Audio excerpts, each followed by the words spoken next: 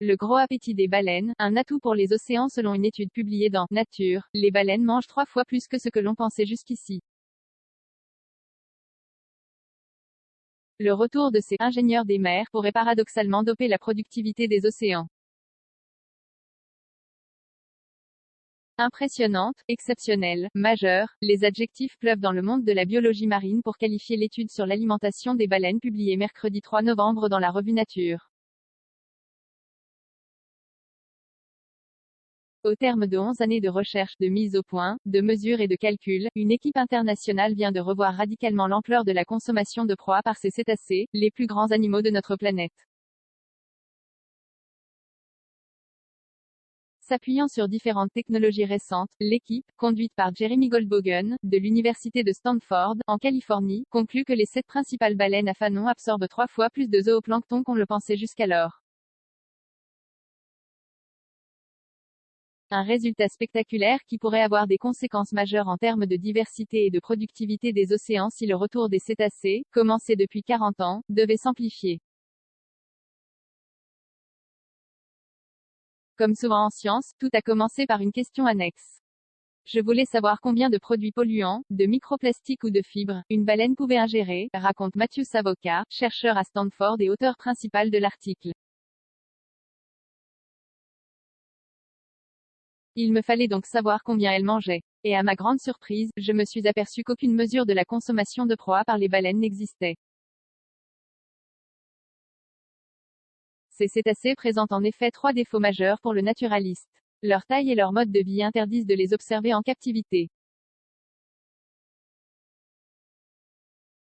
Dans la nature, la nuit des eaux profondes rend impossible de suivre directement leurs habitudes alimentaires. En outre, si compter le nombre d'antilopes croquées par un lion ne pose guère de difficulté, déterminer la quantité de proies microscopiques filtrées par les fanons des baleines relève de la gageure.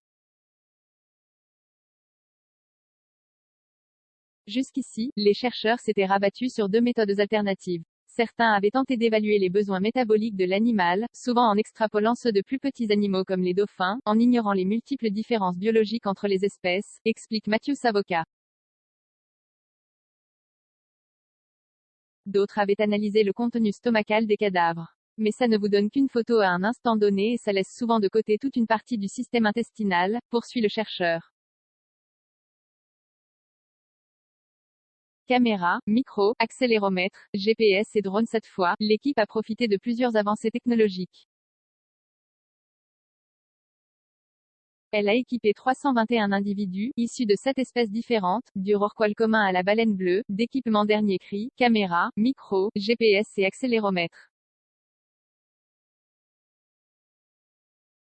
Dans 3 océans, Pacifique, Atlantique, Austral, les scientifiques ont pu suivre en détail les comportements des cétacés, très différents selon les espèces, et déterminer notamment le nombre et la durée de leurs repas. Les chercheurs ont ensuite utilisé des drones pour fixer des images de 105 de ces spécimens, déterminer leur longueur, leur masse, et ainsi évaluer le volume d'eau filtrée. Enfin, ils ont équipé des petits bateaux de sonar afin de mesurer la densité de krill, de copépodes ou d'autres zooplanctons présents sur le terrain de chasse de ces gargantua des mers. 56,72%.